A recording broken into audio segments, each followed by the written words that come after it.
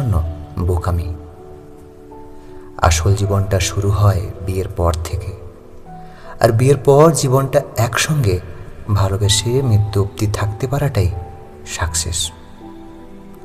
5 বছর প্রেমের পর বিবাহ করে তৃপ্তির ঢেকুর তুলে নিজেকে সাকসেস ভাবা বহু লোকের সম্পর্ক 5 মাস পর না হতেই আমি ডিভোর্স হয়ে যেতে দেখেছি। বিয়ের আগেকার শতভাগ ভালোবাসা নেমে আসতে দেখেছি।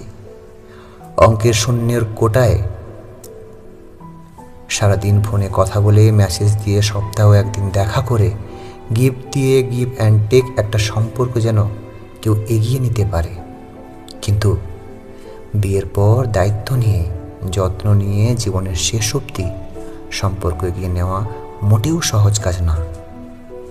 বিয়ের পর যখন আবেগ কমে, ফ্যান্টাসির জগৎ ছেড়ে যখন আমরা বাস্তবিক জগতে নেমে আসি,